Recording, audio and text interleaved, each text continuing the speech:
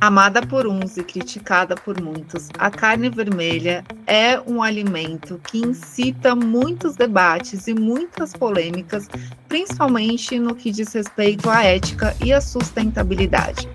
Será que é possível comer carne vermelha e ainda assim viver em harmonia com o planeta? A nossa convidada de hoje acredita que sim. Lívia Padilha, PhD pela Universidade de Adelaide, na Austrália, e atua como consultora, comunicadora científica e ainda é host do podcast Os Agronautas. Para ela, a agropecuária regenerativa e o consumo de carne fazem parte da solução nutricional e ambiental para a nossa vida e para o nosso planeta.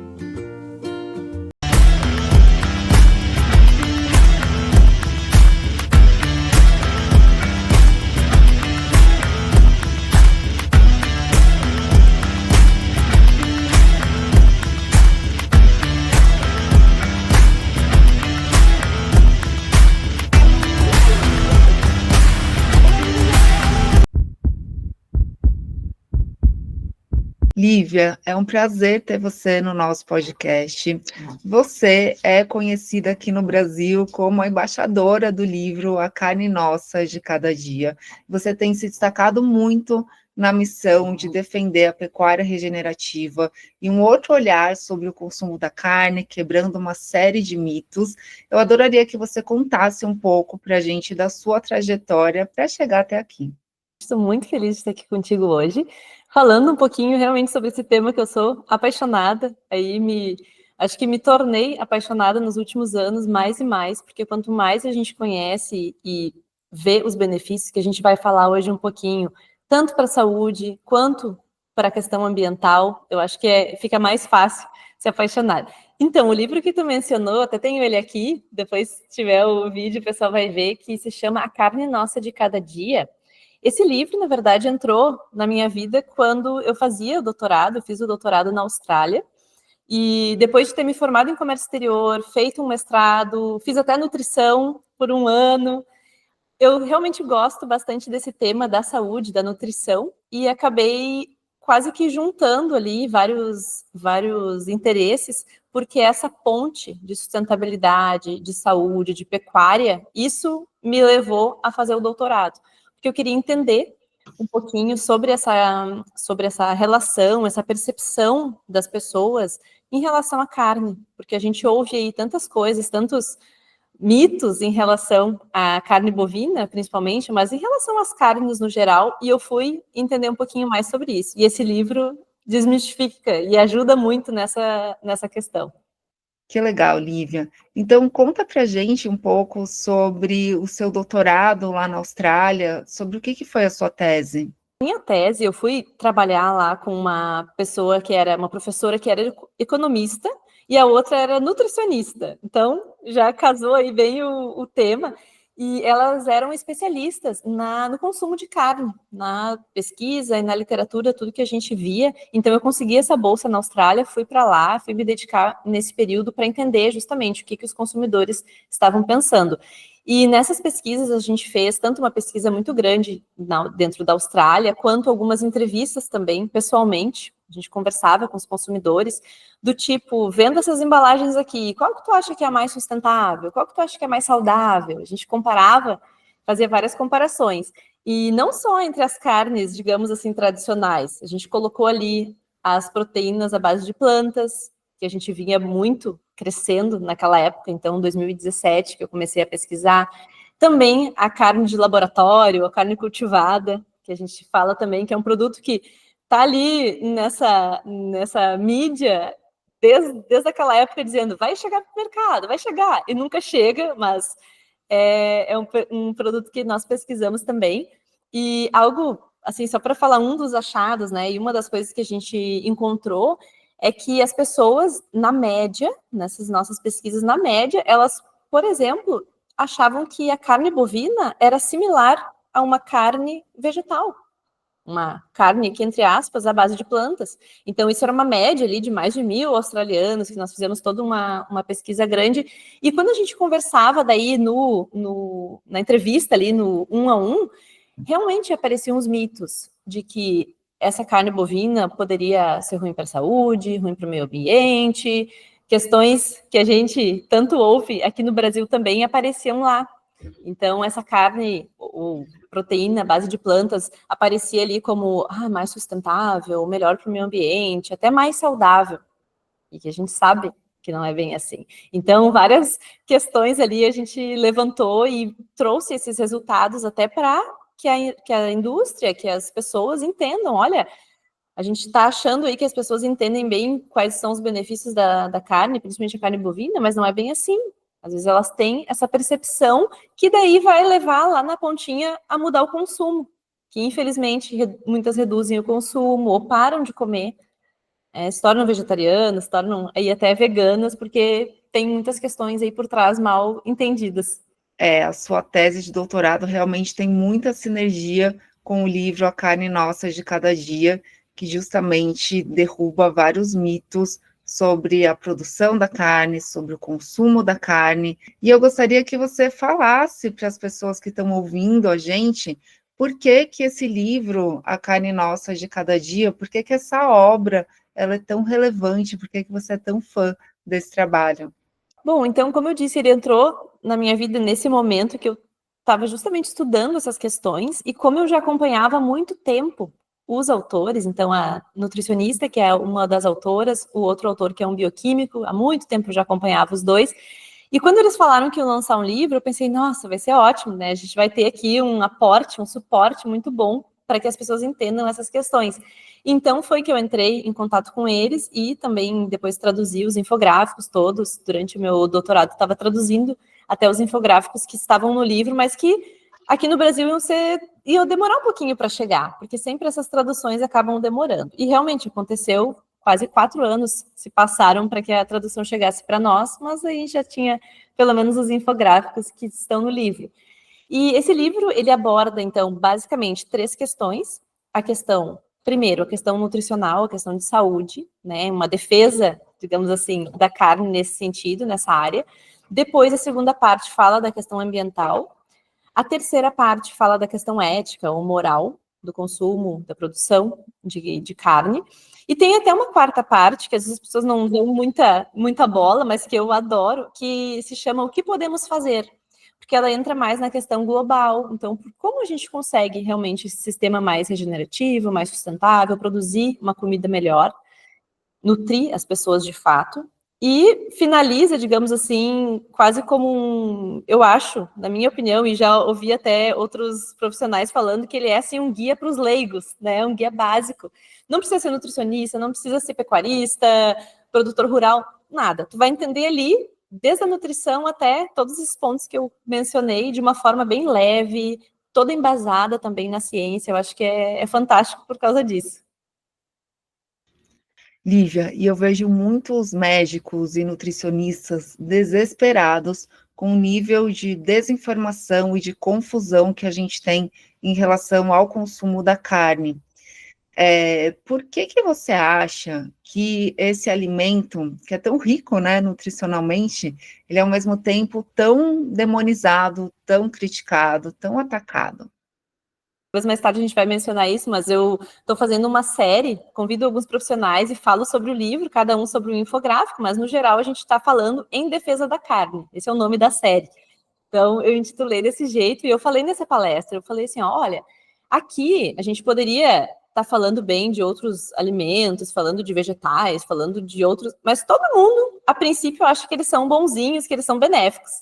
A única que ainda é posta como a vilã, ou que é tão criticada, é a carne. Então, eu estou claramente aqui defendendo a carne. Esse é o título e por isso que eu estou falando dessa forma.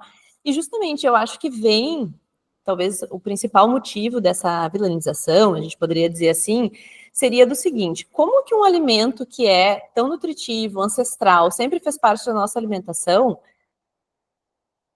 ele, digamos assim, saindo, quais seriam as vantagens dele sair do nosso prato? Dele, ou mesmo ser diminuído naquele total ali da nossa alimentação. Se a gente diminui esse tipo de alimento, ou mesmo outros tipos de carnes, não só a bovina, a gente tem que substituir por alguma coisa. Ninguém né, vive de ar. Então a gente vai colocar o quê? Ou a gente vai colocar mais carboidrato, ou a gente vai colocar, porque a carne é, né, proteína e gordura. A gente tira esses macronutrientes, a gente vai colocar outra coisa. Ou vai ser um carboidrato, ou vai ser um ultraprocessado. Tu vai ter, provavelmente, fome muito mais seguido do que se tu tivesse almoçado ali um bom pedaço de carne, uma carne moída, algo do tipo, ou queijos. A gente fala também dos laticínios, a gente fala muito bem, porque tem essa questão nutricional também muito, muito forte, e é um alimento muito positivo nesse sentido.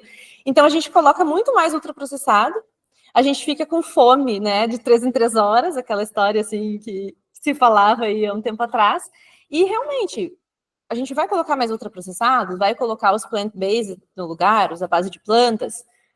Eu não quero isso para mim, né? Eu estou tentando ir mais para esse lado da comida de verdade, para essa comida que é baseada realmente em alimentos mais nutritivos, e daí a gente também não vai ter lá na frente tanta dependência de remédios, tanta dependência talvez até de suplementos para sanar essa falta no dia a dia.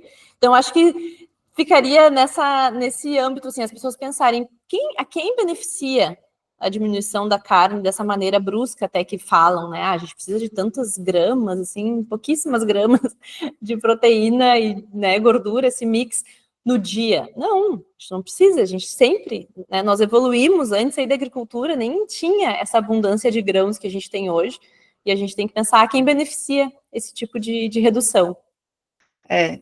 Claramente tem uma agenda de interesses econômicos, tem muita coisa aí por trás dessa ideologia anti-carne, né?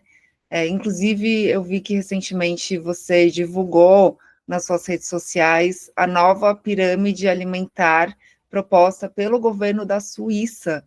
Comenta um pouco para a gente esse caso, Lívia. Realmente uma triste surpresa, porque eu acompanho um perfil que fala bastante dessas questões de saúde, e ele colocou a pirâmide alimentar da Suíça. Eu fui lá no documento original para ler e para ver, realmente, eles estão assim, diminuindo muito o percentual, ou aquelas gramas recomendadas, né? A pirâmide alimentar, se a gente fosse pensar assim, normal, da Suíça, está diminuindo um monte. A carne tem ali até para os ovos, e por semana, é pouquíssimo, assim, nossa, é muito, realmente muito pouco, assim, de gramas. Falam muito em leguminosas. Ai, troquem por leguminosas, comam mais leguminosas. Falam isso, né, de boca cheia, assim. Mas a gente sabe, inclusive no livro tem uma comparação muito legal com feijão, que a gente tem, assim, né, a leguminosa a gente sempre associa com feijão primeiro, que, assim, existem vitaminas, existem minerais, tem proteína no feijão? Tem, mas não é uma fonte desses três. Não é de proteína, não é de minerais, não é de vitaminas. Por quê? Porque tem muito antinutriente, a absorção não é igual, não se compara a carne bovina, por exemplo, ou outras carnes. Então, isso deles falarem e darem tanta ênfase para as leguminosas realmente é bem preocupante e muito ruim também, eu acho até meio surreal, assim, porque a pecuária deles, tudo que eles têm lá em relação à pecuária, tanto do corte quanto a leiteira, então, são famosos leite, chocolate, suíço.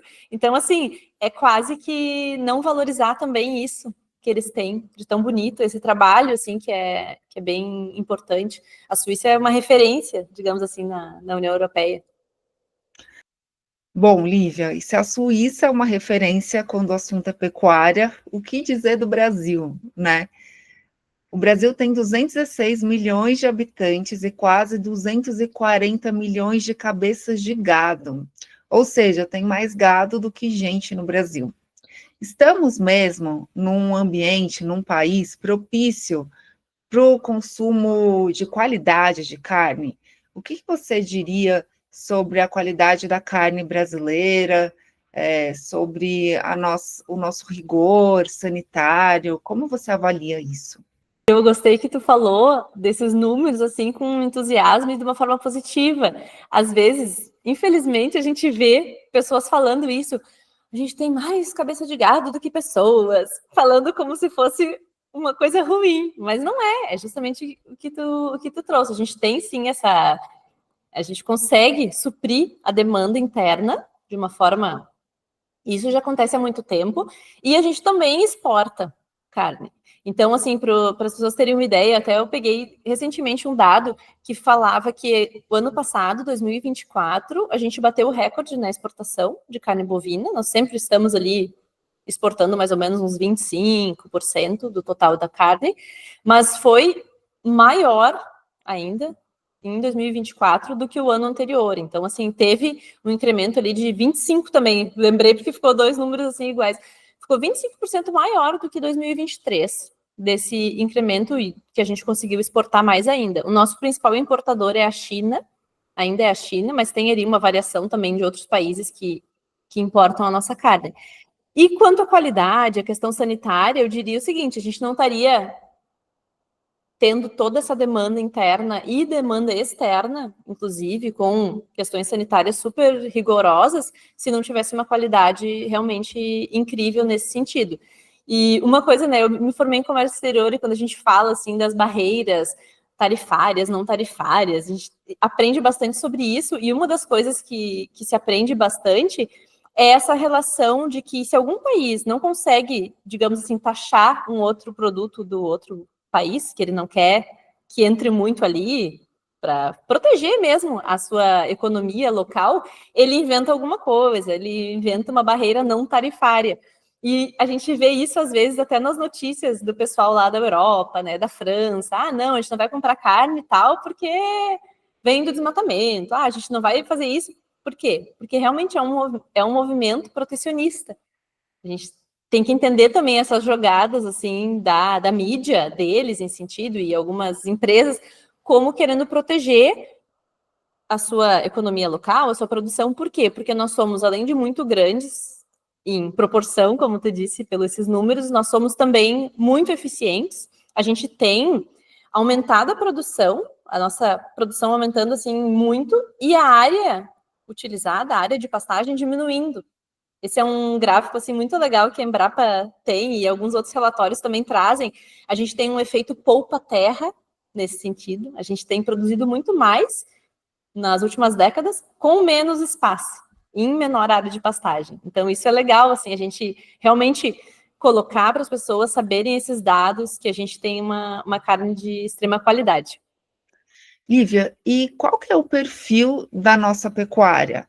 É uma pecuária majoritariamente extensiva, ou seja, de boi criado no pasto, ou a gente está ficando cada vez mais produtivo e aí confinando mais o gado? Como que isso se configura aqui no nosso país?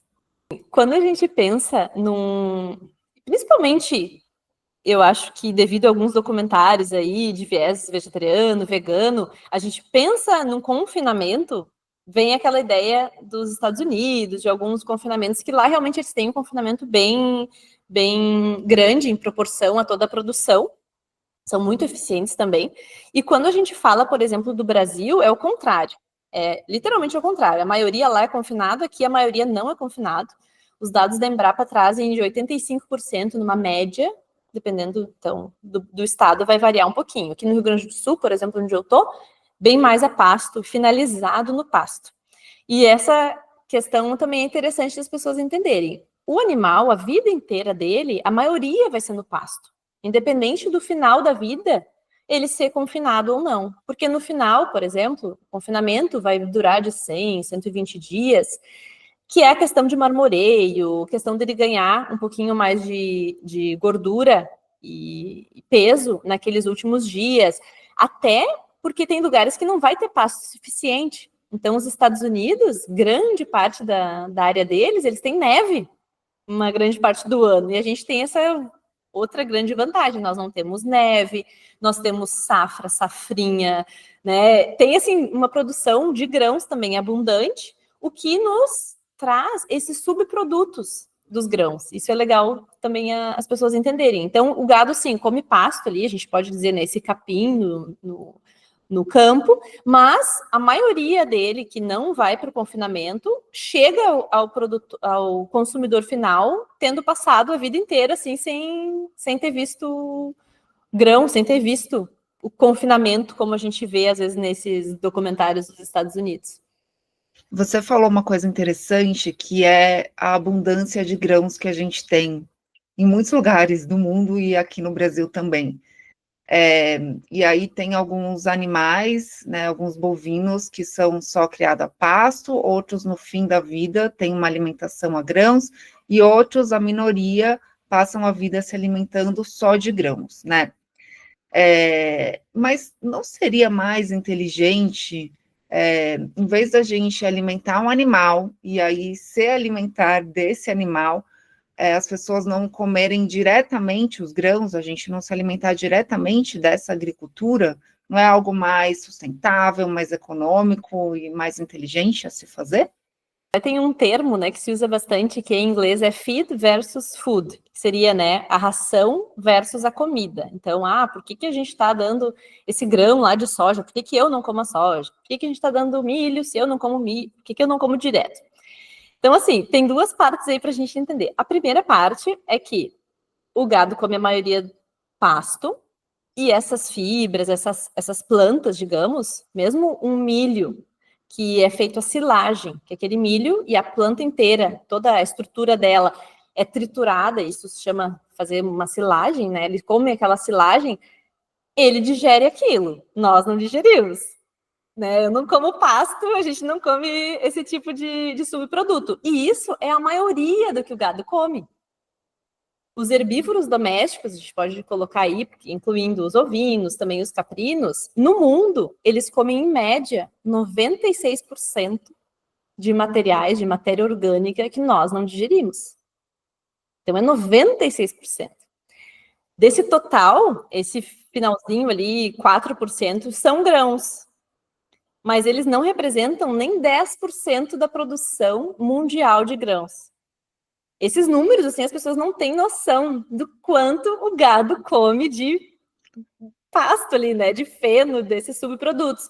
Então, assim, vai ser caroço de algodão, torta de soja, bagaço cítrico, tudo. Se tu toma um suco de laranja, quem que comeu toda aquela polpa cítrica, aquele emaranhado, digamos assim, aquilo ali foi para produzir lá na ponta carne e leite, dependendo da produção. A gente está falando aqui da carne, especificamente a carne, todos os subprodutos.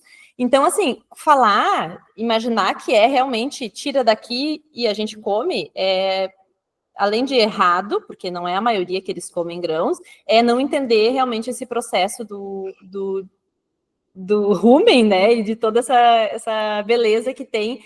Eu até brinco, assim, que eles fazem esse upcycling, que é esse termo, mas que é fácil traduzir como pasto em picanha. Eles transformam o pasto na picanha, né? Então, é algo, assim, bem, bem incrível. Eu vejo que a gente tem pouco conhecimento, bem pouco conhecimento mesmo, de como o alimento chega até a nossa mesa, até o nosso prato. Outra crítica bem forte em relação à pecuária é sobre o consumo da água. Então, a água, sendo um recurso cada vez mais escasso, haveria uma competição, né? Usar tanta água na pecuária, sendo que falta água para as pessoas.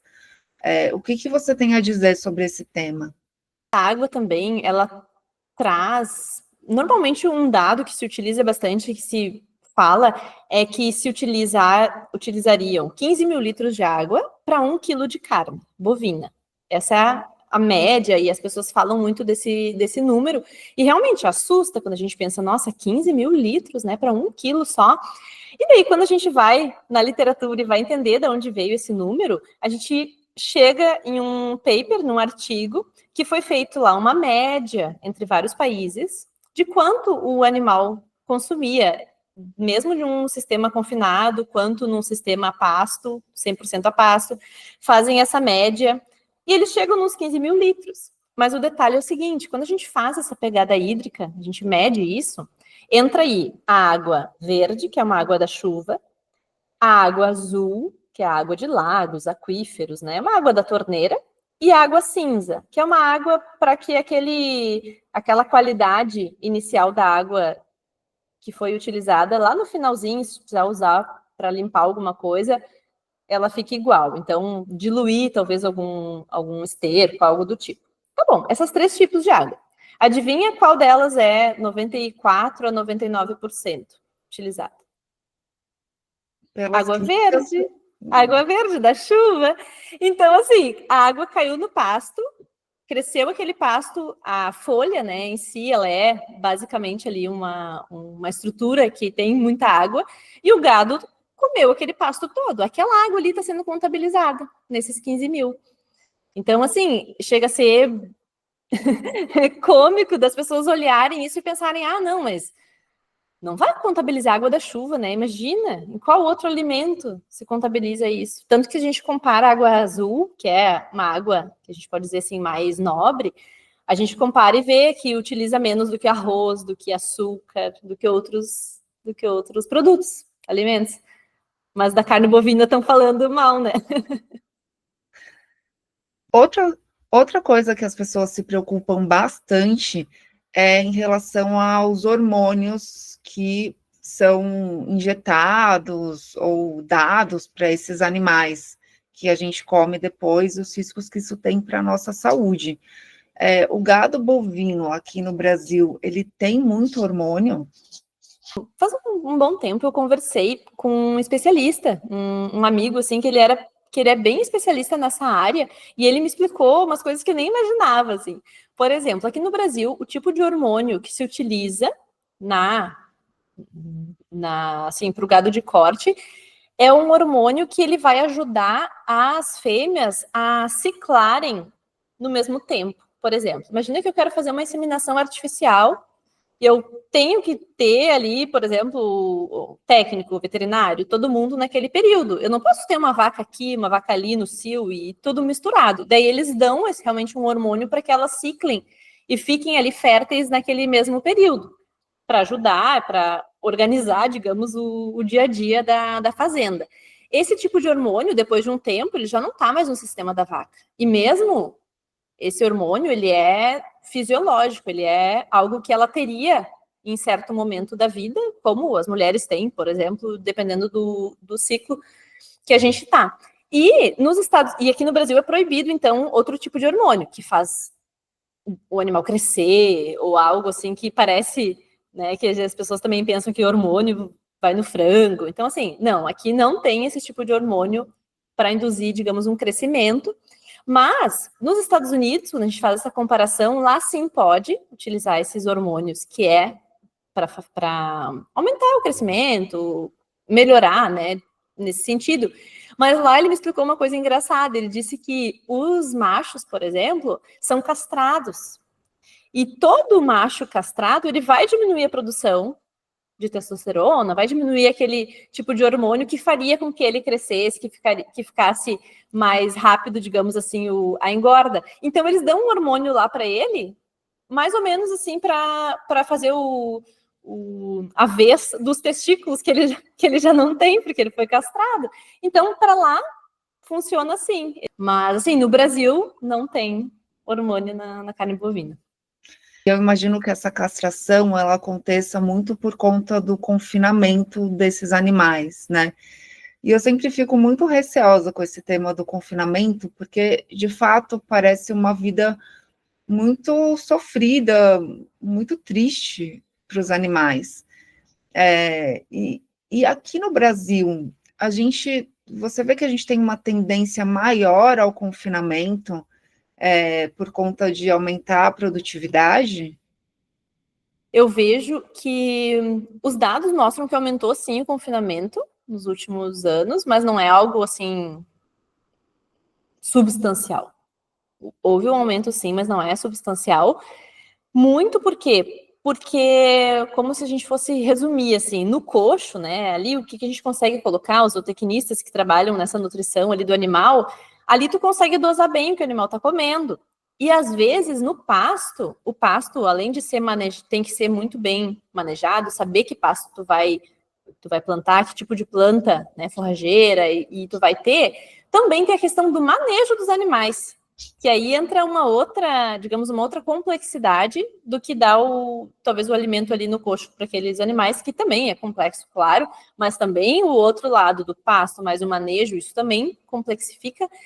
E essas questões acabam deixando, por exemplo, as pessoas assim mais focadas, não, vamos fazer esse aqui que talvez a gente consiga um resultado mais eficiente, mais rápido, não se preocupando tanto, talvez, nesses últimos dias ali de confinamento, com a saúde do solo ou com a saúde total. Não estou generalizando aqui, estou dizendo, no geral, pode ser que algumas pessoas realmente se preocupem muito em todas essas questões, porque o animal ficou no pasto, mas algumas podem pensar assim, não, a gente vai ter aqui esse confinamento, a gente vai finalizar aqui só essa parte da engorda e o solo e outras questões acabam não dando tanta ênfase, pode ser nesse sentido, mas não tem como dizer aqui todos os produtores, né, cada um tem um objetivo. Tá, você explicou que a gente tem o boi que é criado no pasto e finalizado no pasto, e o boi que é criado no pasto e finalizado no confinamento com alimentação em grãos. Quando você fala de aumentar o confinamento, a gente está falando principalmente dessa categoria em que o boi vive no pasto aqui no Brasil, e aí no fim da vida, para ter uma engorda mais rápida e formar mais gordura, ter uma constituição da carne diferente, algo assim, aí que ele vai para o confinamento. É isso? Isso aí, tem, assim, posso depois sugerir alguns nomes, mas tem lugares que fazem confinamento, que tu vê aquele confinamento ali, essa última etapa, e tu pensa assim, não, esse animal está sendo mais bem tratado que muita gente.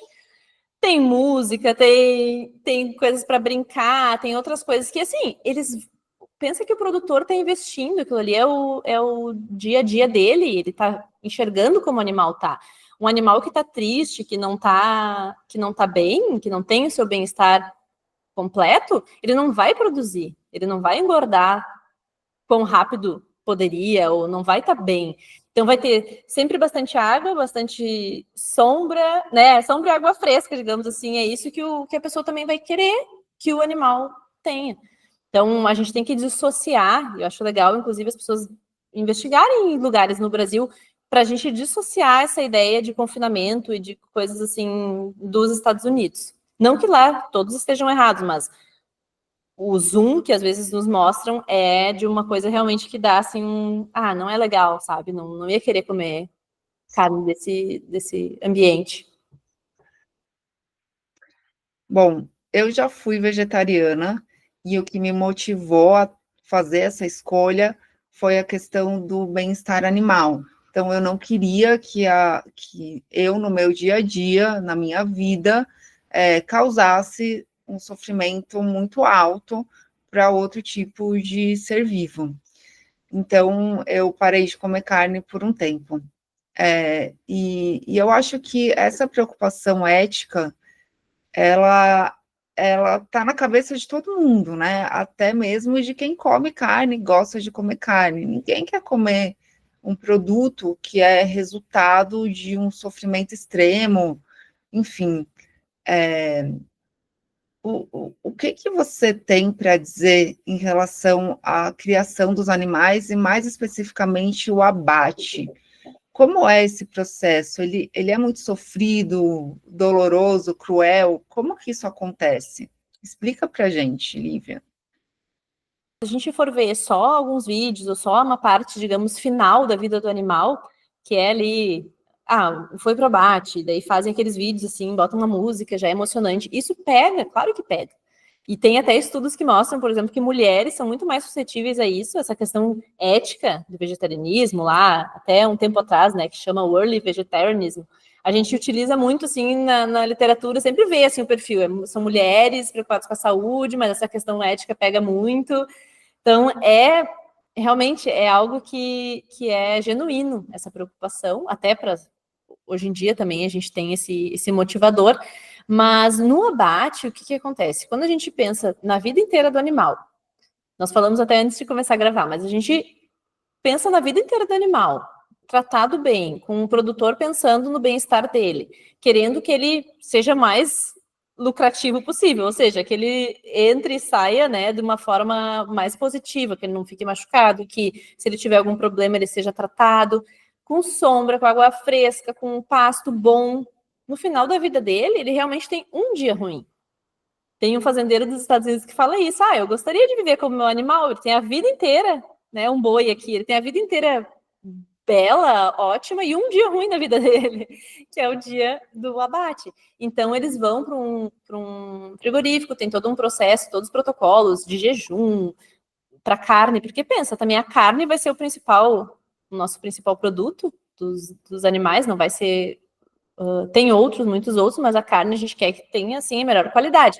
Então, tem todo protocolo, veterinários que acompanham, tudo isso dentro ali da planta frigorífica. Tem a parte de insensibilização, a gente diz assim, né, para ele ficar realmente inconsciente, para que tenha esse processo o mais... Não vou dizer indolor, porque vai ter uma dor ali numa pistola, mas vai ser algo que vai ser, assim, pontual e deu. Ninguém vai maltratar o animal nesse sentido. Acho que a gente tem que estar também ciente, né, que para existir a nossa vida tem que existir morte, de alguma forma.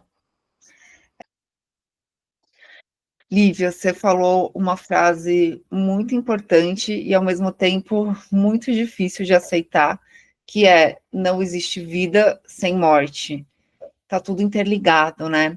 E eu lembrei de uma parte do documentário do Sacred Cow, que é muito bom esse documentário, gente, que mostra a história de uma vegana criando a sua horta, a sua plantação de alface, e a crise que ela tem ao se deparar com o fato de que ela não conseguiria ter a alface sem eliminar os animais que estavam comendo a alface dela, que estavam competindo pelo mesmo alimento dela. Então, insetos e roedores também. Essa parte é bem, bem interessante, né? Então, assim, ó, eu vou dizer que essa parte eu gosto bastante. Normalmente as pessoas elogiam muito no livro, que é a terceira parte, né, dessa parte ética mesmo, porque os autores, de uma forma bem respeitosa, como tu já mencionou, eles nos levam a refletir sobre essas questões. E uma das coisas que eu mais correlaciono, assim, eu lembro, é que, além da gente pensar nisso, mas numa grande monocultura, para produzir soja, para produzir ervilha, feijão, enfim, outras coisas, vai ter ali um trator passando, vai ter outras coisas passando. Algumas pessoas já viram, assim, uns vídeos, que logo em seguida vem um monte de aves e vem ali comer, porque, claro que morreram bichinhos ali, pequenos mamíferos, ou mesmo outros... Porque então, né, virou ali um banquete para elas, porque passou aquela colheitadeira, não deu tempo dos bichinhos correrem ou para onde foram, será? Então isso as pessoas às vezes até têm uma noção desses grandes, assim, passa um trator e tal.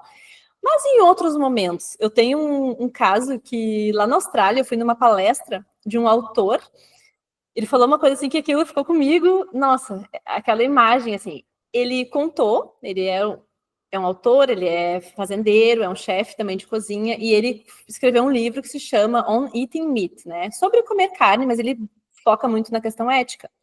E ele disse que um dia, conversando com um amigo que plantava ervilha, então também uma grande plantação de ervilha, ele disse para ele: e as tuas ervilhas vão para onde? Daí esse amigo explicou: iam para ervilha congelada, né, ervilha assim super nobre, ou ia para outros restaurantes, e também as que não eram muito bonitas, assim, as que não passavam muito nessa parte, iam para alguns produtos, ou aqueles pós, né, tipo whey, mas que é um whey vegano, que é uma proteína de ervilha isolada, ou mesmo esses outros hambúrgueres e outros tipos de produtos que também usam a base vegetal, da ervilha.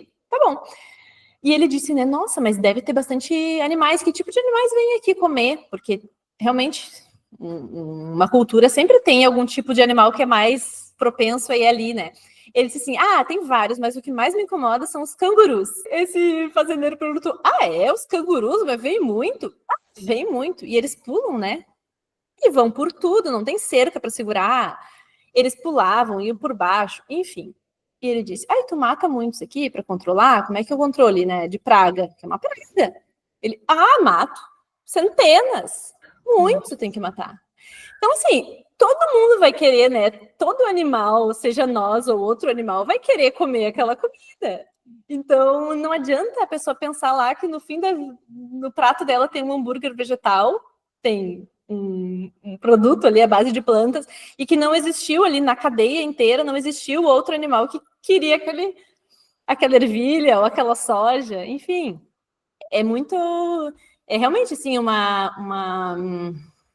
não é uma hipocrisia, não diria, talvez, é uma ignorância, não saber desse dia a dia, assim, né? Não viver no campo, nunca foi, nunca conversou com as pessoas. Esse autor mesmo, quando ele contou isso na plateia, todo mundo ficou assim, né? Porque tu pensa o canguru, ai, sabe, o símbolo da Austrália, aquele fofinho, e o cara matava muitos. Por quê? Porque ele estava querendo, né? Vai ter que produzir para alguém comer lá na ponta. Então, quem que a gente vai defender? O animal aqui, o canguru? Daí dá toda a ervilha pro canguru? Quem que vai plantar? Nossa, imagina se os veganos da Austrália descobrem que essa ervilha, essa proteína vegetal vegana, carrega ali o sangue de muitos cangurus. É bem complexo mesmo. Lívia, mudando um pouco de assunto, uma das partes que eu achei mais lindas no livro é sobre as técnicas regenerativas da agropecuária. Os produtores dizem que essas práticas estão imitando como a natureza funciona, né? E não podando alguns processos e alguns fenômenos da natureza, que é o que a gente tem na agricultura tradicional, industrial, né? Conta mais para a gente como funciona essa pecuária regenerativa.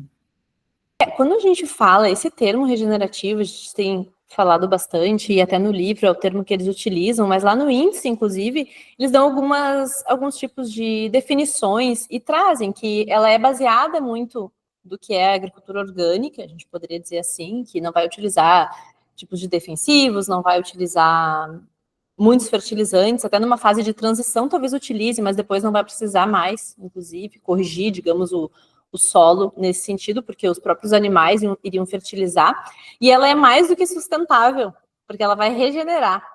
Imagina pegar um solo que está degradado, uma pastagem ruim, degradada, e tu sustentar aquilo. Não é legal. Então ela tem que regenerar. Se está ruim, a gente tem que regenerar. E depois, se tiver muito bom, tudo certo, daí sim, sustentar. Por quê? Porque isso vai sustentar a vida ali, vai sustentar essa produção de alimentos no longo prazo. Então, a agricultura regenerativa, que inclui os animais, né? Então, a gente pode dizer assim, essa pecuária regenerativa também, ela vai ter a produção de plantas, vai ter a produção de carne, leite e outros tipos de produto, de uma forma que vai imitar a natureza. É assim, imitando o design da natureza, sempre utilizando práticas que foquem na saúde do solo. Isso é uma coisa interessante. E também nessa gestão da terra. Então, quando eu falei da questão do pasto, não adianta só ter um pasto lindo, maravilhoso, mas que os animais vão entrar todo errado, vão pisotear e daqui a um pouco não vão aproveitar aquele pasto da maneira que seria o ideal. A Nova Zelândia tem uma história muito bonita com isso, porque lá eles não têm grãos, uma produção significativa de grãos, por exemplo, e tem pouco pasto. Poucos meses do ano, assim, não é que nem aqui essa abundância no Brasil. E eles são exportadores de carne bovina e também de leite, outros produtos, são assim, quinto, sexto, sétimo, às vezes varia, naquele tamanho de país, né? Que é basicamente São Paulo, assim. Então, imaginem a produtividade, o quanto eles têm que saber manejar esse pasto, manejar os animais, os ovinos lá, eles têm muito também, de uma forma íngreme, né? Lugares íngremes que não são destinados à produção de grãos, por exemplo. Então, não tem assim, confinamento grande lá. Não tem, é no pasto. Então, isso tudo imitando a natureza. Daí, por exemplo, coloca o ovino depois que passou o boi, coloca o frango depois que passou esses animais maiores, porque o frango vai lá e vai ajudar, inclusive, a deixar aquele esterco limpinho, sem os bichinhos, sem nada, e aquele esterco vai ser absorvido pelo solo, vai sequestrar carbono, que a gente fala tanto hoje, né? Problema aí dos gases de efeito estufa. Então, isso vai ajudar, esse solo vai sequestrar o carbono, vai levar lá para as raízes. É tanta coisa, assim, tantos benefícios, que os animais no pasto, né, fazendo esse serviço, esse ecossistema deixando saudável, a água também que vai ser melhor absorvida nesse solo, que vai ficar fofo, vai ficar mais propício a absorver a água da chuva, por exemplo, e não da erosão, tem muitas questões. Seria assim, o cuidado, eu acho que principalmente o primordial seria no cuidado da saúde do solo. Esse seria o foco. O solo é onde a vida começa e onde a vida termina, né? No documentário tem uma parte muito legal também dos produtores que estão transformando áreas desérticas em áreas férteis, tornando aquele solo fértil com a presença dos animais ruminantes, mais especificamente o gado. Muito legal, né? Inclusive, Natália, não sei se tu lembra, mas quando eles estão no deserto do México, e eles mostram, né, a diferença de um lado e de outro. Depois o pessoal tem que assistir. É muito lindo. E daí, imagina também o sistema, a gente que não vê os animais no dia a dia, eu não tenho esse contato, mas imagina que os animais, a própria pata deles pesada e andando ali, aquilo ali vai mexendo sementes que estavam, às vezes, enterradas, que não estavam conseguindo germinar ali, não tinham não tinha o sol, não tinha a chuva, que quando chegar ali vai entrar melhor, não vai estar uma coisa assim compactada, né? Então eles vão descompactar o solo só de caminhar por cima, só de ter aquele movimento. Então é muito lindo, assim, o documentário realmente ele foca nessas questões e mostra, é legal que a gente vê, no livro a gente está lendo, mas o documentário mostra isso. E como você avalia no Brasil o manejo sustentável? Em que nível que a gente está de maturidade? Recentemente foi um episódio assim, excelente de um podcast que eu gosto bastante também, que é o podcast da Agrifato, e eles estavam conversando, o especialista que estava conversando, o Ernesto, ele comentou da forma de manejo que a gente tem no Brasil, se a gente, digamos assim, a gente fosse colocar em duas extremidades, a gente teria um manejo que seria um pastejo mais contínuo, num lugar assim grande, sem piqueteamento, sem rotação, e um outro seria mais rotacionado, como ele explica até no episódio, assim, de uma forma bem legal, essa questão de regenerativa fala muito disso, de como a gente maneja os animais dessa forma rotacionada, em espaços às vezes menores, enfim. Ele disse que no Brasil são 90% de contínuo, não rotacionado. E quando ele explica e vai falando todos os benefícios dessa forma de manejar o pasto, dá inclusive exemplos de alguns clientes, de pessoas que utilizam, e eu conheço também algumas pessoas assim que utilizam, produtores que utilizam no dia a dia, a gente sabe que realmente dá uma diferença.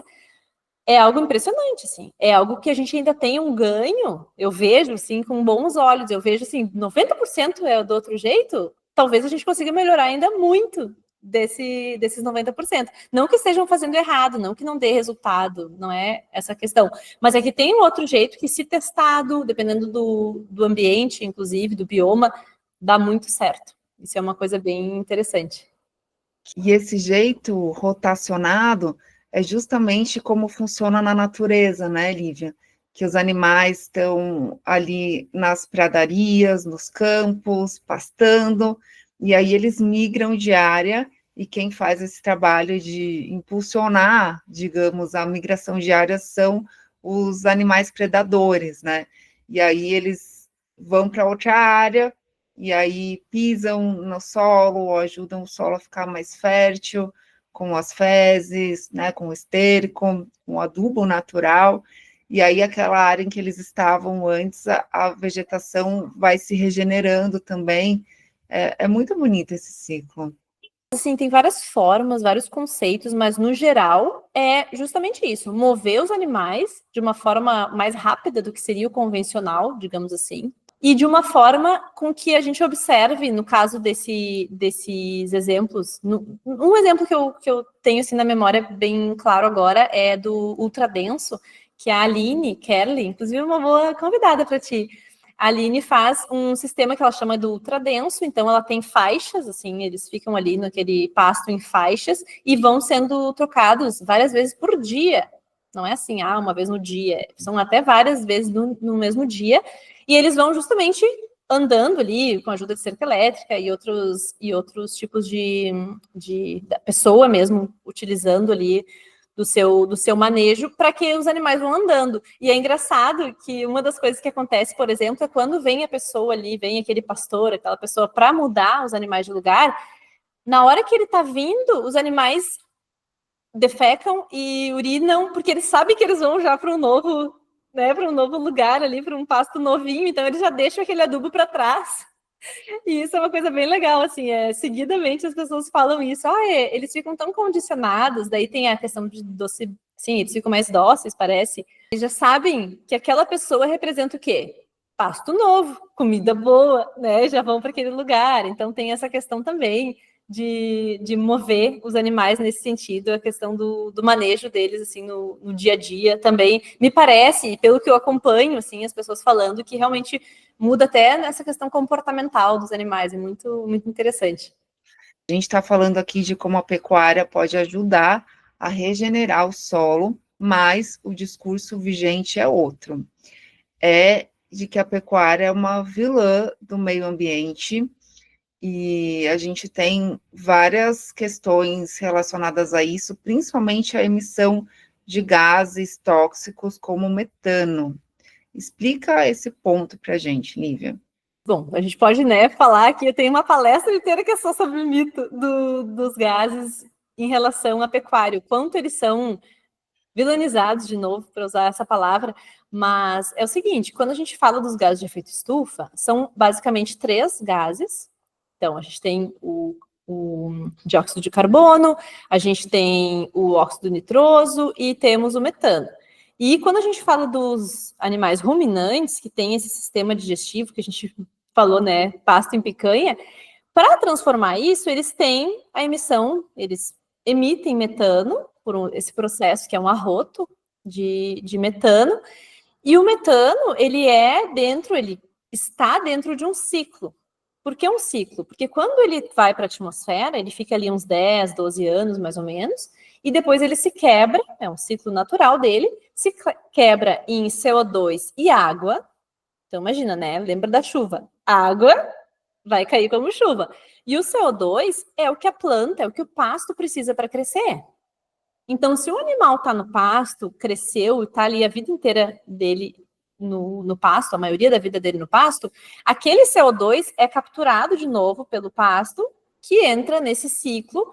E o mais interessante é o seguinte, quando a gente fala do sequestro de carbono, que muitas pessoas já ouviram falar, mas não entendem muito bem como funciona, o sequestro é justamente isso. Quando a gente capta pela fotossíntese o CO2, capta esse carbono da atmosfera, parte disso também é sequestrado pelo solo.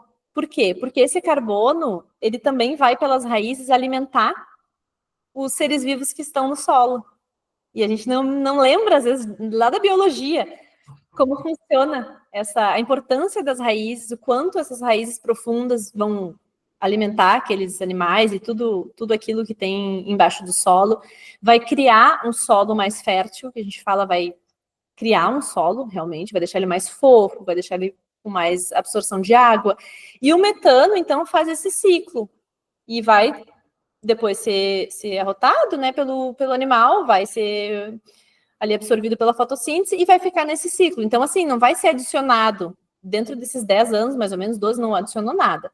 Diferente de um combustível fóssil, que quando a gente liga ali o motor do carro, todo mundo nas cidades que estão para lá e para cá, não teve pasto para puxar o CO2 antes. Não fez fotossíntese, não tem pasto nesse ciclo. Realmente é só essa emissão direta. Então, é um carbono que estava lá no profundo e bloqueado que é liberado. Então, é muito diferente. E também, se a gente fosse tirar esse ciclo tira ali do animal, pensa só numa árvore crescendo, também o tronco, tudo dela. Tudo aquilo usou carbono, usou aquele CO2, né? Ela absorveu aquilo para que crescesse e depois ainda liberasse o oxigênio. Então, ela puxa o CO2, libera o oxigênio. A gente sabe que em parques, lugares assim com florestas, o ar é tão puro, a gente fala isso.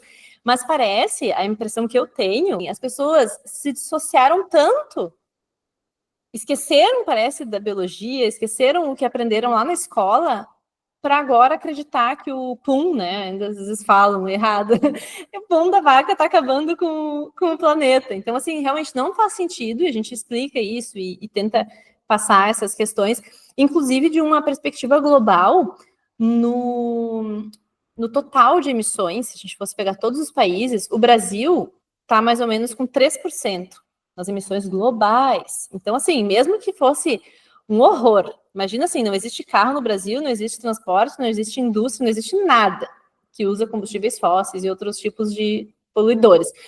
Só os animais, se a gente fosse tirar assim e achar que isso resolveria alguma coisa. Entra ali em 0, alguma coisa essa.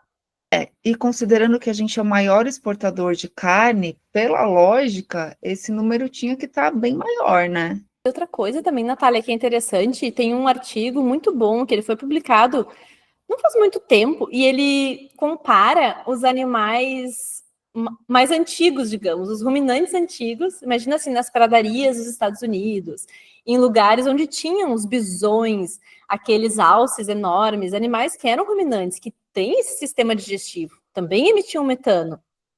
E os nossos, então eles fazem essa comparação e não mudou. Essa questão de emissões, de que se eles fossem sim o problema, a gente teria que estar vendo algo bizarro, assim, de diferente, mas não aconteceu isso. Porque sempre existiram, a gente meio que trocou, entende? Os selvagens, os bisões, esses alces, esse monte de animais, ou mesmo na África, por muitos domésticos hoje em dia. Sim, trocamos, mas as emissões, a gente não pode culpar eles por algo que outros combustíveis fósseis aí, por exemplo, principalmente, estão fazendo. Não tem sentido. Lívia, e eu já ouvi falar que se todo mundo comesse carne todo dia, que o planeta não aguentaria. Então, ok, mesmo que seja um alimento super nutritivo, ele é custoso para ser produzido e a gente não tem recursos naturais para fazer isso acontecer. Qual é a sua defesa da carne em relação a esse argumento? Bom, isso é uma coisa que, inclusive, no livro tem, e eu gosto bastante dessa parte de como alimentaríamos o mundo, né? Vamos alimentar o mundo assim? E lá no início da nossa conversa a gente comentou, bom, se a gente tirar esse tipo de alimento, que é muito nutritivo, que a gente não precisa de suplementos, que talvez precise de poucos remédios ou menos remédios no longo prazo, se a gente tira eles, a gente coloca outros no lugar. A gente vai colocar mais ultraprocessado, mais carboidrato, que normalmente as pessoas comem mais quantidade, porque não tem aquele momento de saciedade que a proteína e a gordura dão. Só quem já fez tipos de dieta e diferentes lembra, assim, toda hora com fome, toda hora comendo bolachinha, isso e aquilo, ou tá comendo um prato de carne salada, enfim, vai se saciar muito mais. Então, no longo prazo, se a gente fosse pensar assim, é só terra que a gente está falando, hectare por hectare, qual que vai produzir mais? Se eu ouvi, inclusive, de um fazendeiro lá dos Estados Unidos que respondeu assim de uma forma bem legal. Ele disse: se for hectare por hectare, talvez a minha até produza menos. Seria um problema. Mas no longo prazo, quem que está produzindo uma carne realmente mais nutritiva? Isso aqui eu estou fazendo até um adendo, que existem já estudos mostrando que até dessa forma regenerativa a gente tem mais nutrição na carne, lá no final, no produto. Mais nutritiva, uma carne, um sistema que não use tanta água, ou que capte mais água, assim que chova pouco. A gente está vendo mudanças e está mudando o clima, talvez chova menos, talvez chova mais. Quem é que solo que vai manejar melhor, que vai conseguir segurar essa água por mais tempo? Qual é o sistema que usa menos petróleo, que usa menos esses combustíveis fósseis, que está menos dependente de fertilizante químico, os inorgânicos, por exemplo? A gente viu lá com a questão da Ucrânia, subiu demais os alimentos. Se vocês lembrarem, assim, a questão de trigo, falavam, porque o trigo, não sei o quê, por quê? Porque era produzido na Ucrânia. Os fertilizantes inorgânicos vinham da Ucrânia. O pessoal da Europa sofreu muito. Por quê? Porque não tinha os animais no pasto, não tinha esse manejo já melhor nesse sentido. Então, assim, talvez hoje, se fosse assim, colocar alguém na parede e dizer, tu consegue produzir tanto carne? Talvez não, mas se aos poucos essas outras pessoas que não estão produzindo ainda tão bem fossem aumentando, a gente teria produtos de melhor qualidade, alimentos de melhor qualidade, pessoas mais saudáveis e um planeta muito mais resiliente, eu diria assim. Essa seria a defesa da carne e dos outros itens, né? Já defendi tudo. Bom, Lívia, estamos chegando ao fim do nosso podcast e eu adoraria que você falasse mais sobre o porquê você acha que a carne, o consumo da carne bovina, que a pecuária bovina, ela é muito mais parte de uma solução para o nosso planeta do que causador de um problema. Talvez nós não comentamos, mas a questão das terras, de que em que lugar que esses animais estão ali produzindo esses alimentos para nós, em terras que a gente não consegue cultivar outra coisa. Comentei da Nova Zelândia, por exemplo, terras muito íngremes, rochosas, desérticas ou muito secas. Então, os animais, sim, eles conseguem ter esse grande aí, esse upcycling que a gente fala tanto, que é justamente, eles estão produzindo uma comida e alimentos para nós super necessários, que a gente sempre comeu, que a gente evoluiu comendo, de uma forma assim, quase que deixa lá, né? O pastor vai lá de vez em quando e tal, chama as ovelhas, mas deixa lá que os animais sabem o trabalho deles e eles fazem parte desse ciclo e desse ecossistema. E esses dias mesmo eu vi um comentário, assim, algo do tipo, ah, não, porque as vacas, não sei o que, estão culpando a vaca.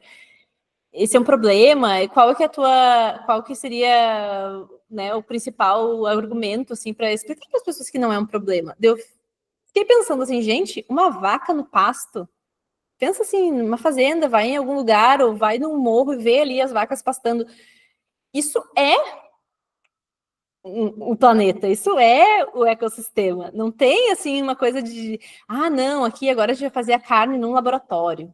Agora nós vamos fazer a carne assim, porque daí esse ultraprocessamento vai diminuir tal coisa. Não, o sol e a água que a gente tem e como a gente consegue converter esse tipo de matéria em alimento, eles estão fazendo um trabalho assim mais do que fantástico para nós e justamente estão sendo injustiçados aí por esse monte de mitos e inverdades que a gente ouve. Então, acho que seria isso. Lívia, e eu quis muito trazer você para falar aqui no nosso podcast, porque eu vejo que, para além da questão ideológica, essas crenças que a gente tem em relação à carne, elas colocam a nossa saúde em risco, porque a gente vive hoje uma verdadeira crise de saúde causada justamente pelo consumo elevado de carboidrato e pela desnutrição que a gente tem, por uma alimentação muito pobre em nutrientes e muito rica em carboidrato. E quando a gente olha para a carne, ela é muito rica em nutrientes e não tem carboidrato, né? Então, acho que é muito importante trazer essas reflexões. Agradeço muito. Uma vez, e também nessa linha, né, do que a gente poderia defender mais, a carne, enfim, e outros alimentos, inclusive os lácteos, assim, eu gosto bastante de falar dos laticínios. Por quê? Porque tem lugares do mundo, inclusive no documentário, talvez tu lembre que na África tem um estudo que foi feito com as crianças, que a gente não imagina, assim, o tipo de deficiências que a gente tem pelo mundo de nutrientes. Então, as crianças lá na África, eu acho que era um ovo, leite e carne, era algo assim. Eles foram fazendo grupos, né, para testar e fazer esse estudo, dando diferentes tipos de alimentos para ver se elas tinham realmente um comportamento diferente, ou mesmo a questão nutricional, o que elas achariam. E a diferença era, assim, muito, muito salutar. A carne, digamos, ia muito bem, né? Talvez a melhor. Depois acho que era ovo e depois leite. Mas assim, os três já dava muita diferença. As crianças cresceram mais, tinham mais disposição, a questão até comportamental, o foco. Então a gente fala muito da vitamina B12, de como é importante e está presente somente nos alimentos de origem animal. E a gente vê isso com declínio cognitivo, com outras. Tu estuda bastante essa questão mental, mas a gente vê isso em vários problemas neurológicos com uma deficiência de B12. Então, assim, a gente precisa focar nisso, porque a gente não vai solucionar um problema de tanto obesidade, quanto essa crise em geral que nós temos da saúde metabólica, a gente pode colocar assim, com mais alimentos ultraprocessados e mais grãos e mais óleo de semente. A gente vai solucionar isso com alimentos de origem animal. Maravilhoso, Lívia. Bom, e para encerrar, eu gostaria que você falasse para as pessoas como elas podem acompanhar mais do seu trabalho, como elas podem aprender mais com você. Você tem divulgado conteúdos muito bons, tanto para as pessoas leigas como eu, como para quem é do setor mesmo. Eu vou continuar acompanhando e aprendendo com você, está sendo ótimo, agradeço muito. Mas deixa aí como as pessoas podem te seguir também e aprender mais com você. O principal canal hoje, assim, que eu todo dia estou ali é o Instagram. Então, no Instagram, principalmente, as pessoas conseguem me encontrar ali e ver justamente os conteúdos, assim, o dia a dia. Tenho também, participo de um podcast que fala bastante sobre essas questões do agro, que se chama Os Agronautas. Então, para quem também é do setor, que gosta, a gente tem até alguns episódios bem técnicos, assim, mas também tenta furar um pouquinho a bolha. A gente já trouxe um atleta carnívoro, médicos que falam sobre esse assunto, então é bem interessante. Fiz uma série, estou fazendo, na verdade, uma série no YouTube que se chama Em Defesa da Carne, que a gente fala basicamente aqui do livro, pontua várias questões sobre o livro, que vai virar um podcast, um spoiler aqui, porque eu não tinha ainda falado, mas vai virar um podcast também, essas conversas, e eu pretendo continuar fazendo aqui, como tu tá fazendo, assim, essas conversas que vão um pouquinho além do que, às vezes, um conteúdo que é muito rápido, a gente não consegue profundidade, a gente não consegue que a pessoa desenvolva aquela ideia. Então, a minha ideia, justamente, do podcast é isso, fazer assim, mergulhar um pouquinho mais nesses temas. Muito grata mesmo, acho que é um trabalho muito importante, ainda mais no momento que a gente vive hoje, de crise de saúde, e aí deixar um alimento tão importante para a nossa saúde, como a carne, de lado, realmente não parece ser o caminho. Encontrar um caminho ético e sustentável para a gente se nutrir da forma correta, da forma ideal, realmente é o melhor caminho, e eu agradeço muito por você estar fazendo parte desse movimento. Obrigada mesmo, Lívia.